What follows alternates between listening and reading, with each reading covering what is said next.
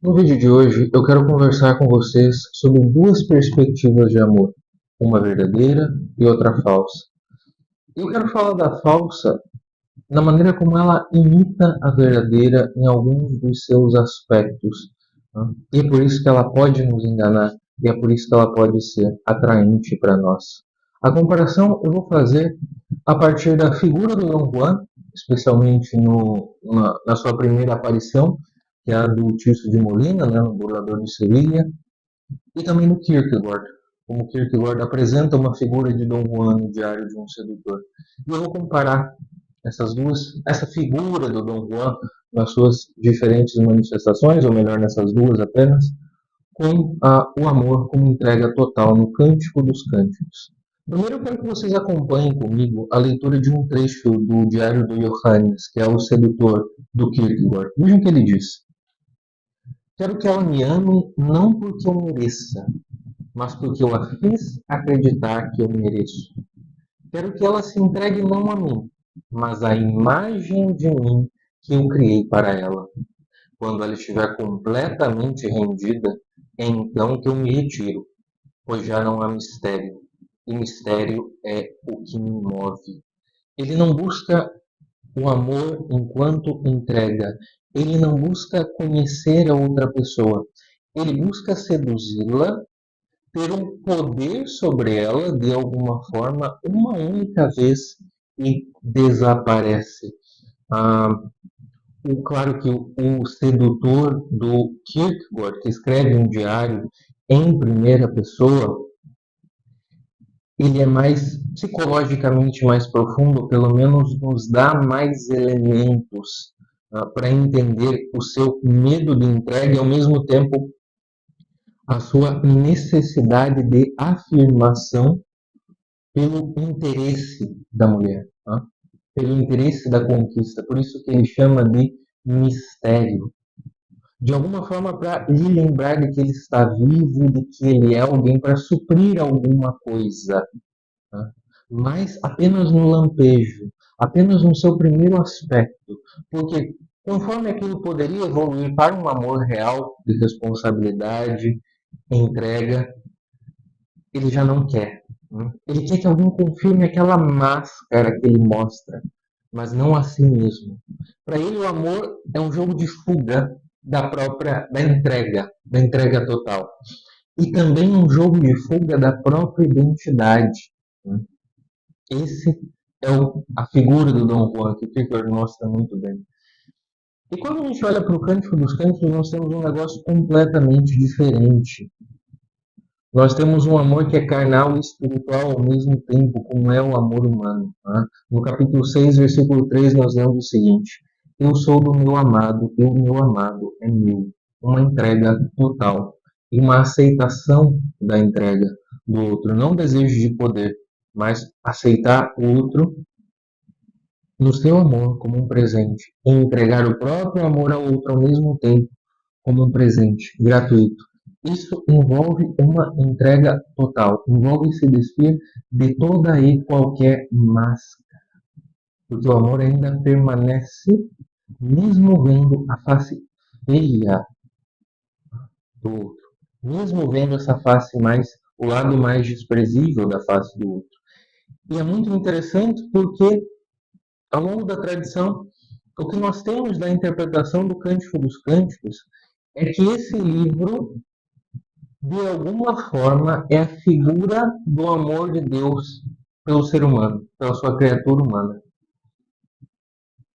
E vejam que interessante. Essa figura do amor de Deus, talvez a imagem humana que mais consiga se aproximar, pelo menos para ilustrar o amor divino por nós, é o amor do homem e da mulher no matrimônio. É um amor profundo, total e restrito. A entrega completa. Não necessariamente quer dizer que os sentimentos vão acompanhar. No Cântico dos Cânticos até tem isso. Mas essa figura potencial desse amor humano do matrimônio, que é a entrega por inteiro. Não é a fuga, mas é o contrário da fuga. É resistir até mesmo ao desejo de fugir, né, quando ele aparece. Esse contrário é Esse contraste é fascinante. Enquanto que no Dom Juan temos manipulação, aqui no Cântico dos Cânticos nós temos pertencimento. Enquanto que o Dom Juan tem medo, medo de si mesmo, no Cântico dos Cânticos, nesse amor restrito, nós temos confiança, inclusive para mostrar as coisas mais feias, para que elas possam ser vistas, quando nós sabemos que o outro não vai fugir. O sedutor tem que ser encontrado e conhecido, enquanto que a amada do Cântico dos Cânticos, ela mal pode esperar para ser encontrada e conhecida. Porque ela deseja ser vista por inteiro, aprovada por inteiro. O Dom Juan, com medo de deixar de existir, ele quer que se veja dele apenas uma imagem, a imagem que ele quer projetar, para que ele mesmo, através dos olhos daquela mulher seduzida, estou olhando para ver a bateria, daquela mulher seduzida, acredite ainda que por um momento que está vivo. Mas de novo ele volta para o medo, para se ocultar. Tá? O amor do Cântico dos Cânticos não se cansa, mas o amor de Dom Juan já é cansado antes mesmo de começar. Como eu disse, essa figura do Dom Juan, ela aparece especialmente na obra de Tirso de Molina, Burlador de Sevilla e El Convidado de Piedra, de 1630. Essa é uma obra com foco nas aventuras do Dom Juan. Ele, claro, não é um personagem psicologicamente explorado, porque, em primeiro lugar, a gente está falando de uma obra de teatro, mas ele já dá muitas indicações desse tédio da vida, dessa tentativa de preencher o tédio da vida, da existência, a insegurança fundamental da própria personalidade, da própria identidade nas suas aventuras. Uma das frases mais conhecidas dele é quando falam para ele pensar na morte, tomar cuidado com as consequências das suas ações. E ele fala, tão largo, melhor fiéis. Essa é uma frase cínica. Às vezes é apresentada com certo humorismo e, claro, o tom burlesco não pode ser afastado do burlador de Sevilha, mas é um de triste no fundo dela, não é? O sujeito que ele prefere não pensar nas últimas coisas, ele prefere não pensar no fundamento mesmo da vida e ele preenche aquilo. Né? Ele preenche aquilo. Dom Juan, ele é um sedutor compulsivo. Né? O amor não é compromisso, mas conquista. Só que para ser conquista, ele tem que imitar o compromisso verdadeiro nas suas palavras. Vejam que interessante. De novo, a relação entre esse amor verdadeiro e a confirmação da identidade da pessoa amada. O Dom Juan, para ele seduzir, ele tem que imitar a linguagem do amor, que envolve compromisso. Né? Que envolve compromisso. Ele tem que abrir o coração da outra pessoa com uma chave cuja cópia ele fez. Dessas palavras de afirmação da outra pessoa, das promessas de entrega, de proteção, de compartilhamento total da vida e de si. Porque ele quer essa entrega irrestrita da outra pessoa. É para a gente pensar que a pessoa frágil não é tanto aquela que é seduzida pelo Dom Juan, até porque ela é enganada, né, pelo Dom Juan. Mas ela ainda tem algo de humano, e mesmo sendo enganada, ainda existe algo de humano ali, ainda existe uma capacidade de amar que se deixa levar inocentemente, estupidamente, se quiser, pode dizer qualquer coisa, mas ainda tem um ser humano ali. Né? Ainda tem um ser humano em todas as mulheres burladas pelo Dom Juan. E é por isso que elas são vítimas, porque elas ainda conservam algo de genuinamente humano, que é a abertura para o amor, coisa que o Dom Juan não tem. Ele se aproveita disso no outro para tentar, com esse pouquinho de atenção, sufocar a própria crise de identidade. Afogar a própria solidão em que ele não vê ninguém, em que ele não ouve nem sequer a própria voz, tampouco. É por isso que o outro é um objeto de prazer, mais claramente, mas tal como a figura do Cântico dos Cânticos, nós temos esse amor carnal e espiritual ao mesmo tempo, prazer do Dom Juan usando mulheres como objetos tampouco não é só carnal. Também é uma tentativa de um tipo de prazer espiritual que supra esse seu desejo de uma confirmação da própria identidade, que supra essa sua insegurança fundamental. O Kierkegaard vê o Dom Juan como um símbolo do estágio estético da vida.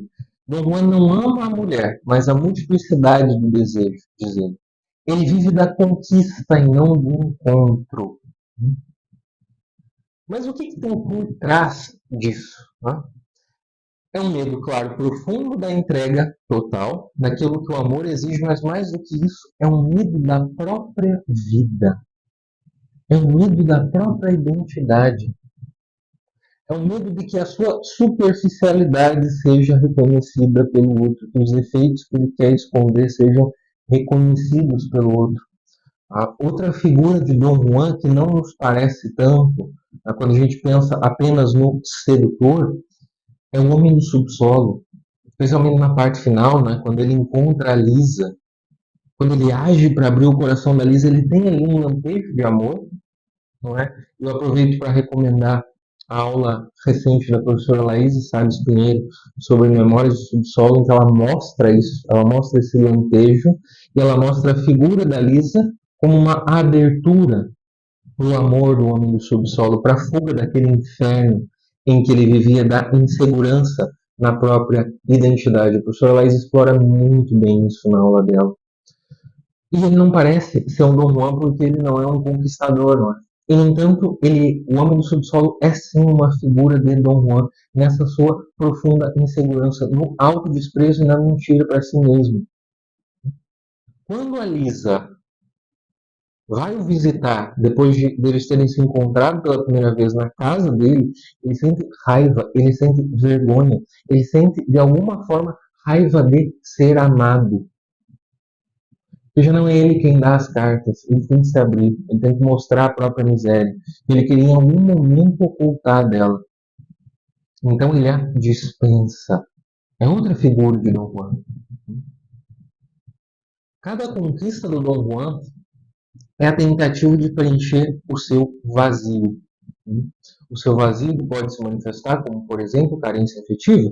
É por isso que também, tanto o Homem do Subsolo quanto o Dom Juan do Kierkegaard, o Johannes, nos mostram algo interessante, que não se trata apenas da relação carnal, né, o que caracteriza o Dom Juan, mas ela também pode ser uma espécie de vampirismo afetivo com a outra pessoa. A capacidade que esse Dom Juan sente de despertar o interesse e depois some, vai embora. Porque ele conquistou o que ele queria. Porque se ele fosse amado de verdade, ele teria que tirar aquela máscara. E ele já nem lembra mais de como é o rosto por trás da máscara. Ele passou muito tempo tentando ocultar aquela vergonha, aquele autodesprezo. E então ele é prisioneiro. Ele é prisioneiro de uma caricatura de si mesmo que o impede de aceitar viver o amor total, de se burlar do amor total, inclusive empregando a sua linguagem. De novo, a ideia da chave falsa. Ela é igual à verdadeira, ela consegue abrir a porta, mas depois ela é descartada. Ela é falsa, ela não serve, ela foi roubada, surrupiada. Ela existe para esconder algo. É então que o Dom Juan foge. Enquanto que, no Cântico dos Cânticos, nós vemos a entrega enquanto pertencimento. Ali a ideia do medo do amor verdadeiro nem sequer aparece. Né? O amor pode assustar, sim. Ele pode trazer as inseguranças à superfície. A amada fica angustiada por não estar na presença do amado, ansiosa por conhecê-lo, por recebê-lo. Mas ainda assim existe a entrega total. E ele vai vê-la por inteiro. E ela quer ser vista por inteiro. Essa é a verdadeira afirmação de quem ela é. Não dá para ela negar nenhum dos seus pontos, nem os mais horríveis. E tampouco os melhores, que ela já não precisaria ter que esconder, não é? Não tem porquê. De novo, é uma entrega carnal e espiritual ao mesmo tempo. Como é o ser humano? Carnal e espiritual. O Dom Juan parece, né? Parece, especialmente se a gente olha para o Burlador de Sevilha, mas quando a gente pensa na dimensão, no Johannes e também no Homem do Subsolo, a gente vê que o Dom Juan como que se super espiritualiza. Super espiritualiza. E não apenas se carnaliza, parece que é o contrário. Né? Quando a gente vai pensar mesmo, tanto que a figura popularmente conhecida de é um Dom Juan é um sujeito conquistador. Né? É um sujeito que sai por aí colecionando conquistas. Mas na verdade, ele mantém uma reserva completa, que é essa mentira sobre o amor e sobre si mesmo. Então ele super espiritualiza a conquista. Parece paradoxal, né? Quando a gente olha, parece que o Dom Juan é o tipo, por exemplo, da luxúria. Mas a luxúria aqui, como eu já mencionei quando eu comentei a oração de Santo Efrem Sírio, a partir do padre Alexander Schneemann, a luxúria também é uma manifestação da assídia, dessa primeira tristeza, preguiça, negação de si mesmo, desejo de não existir. O Dom Juan não serve ao amor. Ele também tem o seu grito de não servirei. E aqui é que nós podemos comparar essas duas figuras. Eu quero convidar vocês a refletirem sobre elas, não é? No Dom Juan temos a fuga do compromisso, uma multiplicidade da própria alma, uma fragmentação. Já é característica do pecado e que ele intensifica. Né? A luxúria é essa fragmentação do corpo e da alma. Mas a gente é um só. Isso significa que quando a gente tenta fracionar os dois, nossa identidade está fragmentada. Há uma ilusão de liberdade no Dom Juan, em que ele está preso à própria caricatura de si, à própria incapacidade de amar. Enquanto que no Cântico dos Cânticos nós vemos essa comunhão total de entrega inteira e irrestrita e das máscaras caindo. Muitas vezes as nossas máscaras vão ter que ser arrancadas. E talvez seja o amor que convoque, né? Que nos convoque a arrancarmos as nossas máscaras. Talvez sejam as pessoas que nos amam, que nos ajudem a arrancá-las. E vai doer, e vai ser muito feio, mas elas vão continuar ali. O Dom Juan não continua. Tá? O Dom Juan não continua. Enquanto o Dom Juan conquista, o cântico celebra o encontro. Porque as conquistas de Dom Juan são sobre essa caricatura dele mesmo o tempo inteiro. Por isso que ele é uma figura, não são a figura, não são os falsos amores de Dom Juan, mas a personalidade dele. No cântico, o personagem principal é o próprio amor, porque é a união de duas pessoas. Né? E aí a gente pode pensar, né, quantas vezes a nossa cultura contemporânea não parece estar mais próxima de Dom Juan do que do Cântico dos Cânticos. E agora uma pergunta para nós, pessoalmente. Será que nós sabemos amar ou apenas consumir as outras pessoas? Sabe que, enquanto eu preparava esse vídeo, eu lembrei daquela música, do comecinho daquela música Hurt, do Johnny Cash. Em que ele diz assim, I hurt myself today to see if I still feel. Eu me machuco, eu me causo dano para ver se eu ainda posso sentir. O Dom Juan vai atrás do prazer físico-afetivo, não se esqueçam disso, para ver se ele ainda está vivo, para ver se ele ainda é capaz de sentir. É muito difícil viver nessa preguiça, nessa negação completa. A gente se revolta e precisa de alguns paliativos para esse vazio. Então podemos concluir que o oposto do Dom Juan não é apenas alguém fiel, né? Que a gente uma pessoa leal, aqui fiel no sinônimo de fidelidade como sinônimo de lealdade também, mas sim alguém cuja fidelidade é capaz, é demonstração do amor como está no Cântico dos Cânticos, é uma pessoa capaz de amar como no Cântico dos Cânticos, com todo o coração, corpo e alma. Esse é o oposto, né, do Dom Juan. Esse é o oposto do Dom Juan. Pode ser que exteriormente as linguagens até sejam parecidas. Uma das promessas que Dom Juan faz é da fidelidade, claro. Ele sabe que o amor envolve isso, fidelidade e exclusividade. Mas veja, uma coisa é a linguagem empregada falsamente.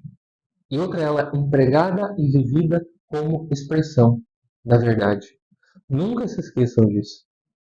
Por isso que a expressão do amor, a maneira como a gente o entende e o narra, é tão importante. Se você gostou dessa reflexão, eu peço que deixe o seu like no vídeo, se inscreva no canal se ainda não está inscrito e que comente. Eu vou te deixar duas perguntas para você comentar. Qual dessas visões de amor, qual dessas perspectivas entre Dom Juan e Cântico dos Cânticos te parece que seja predominante hoje? Só que mais importante do que isso, eu gostaria de te perguntar qual dessas duas você deseja viver e abraçar na sua vida? Certo? Agradeço pela sua atenção e até o próximo vídeo.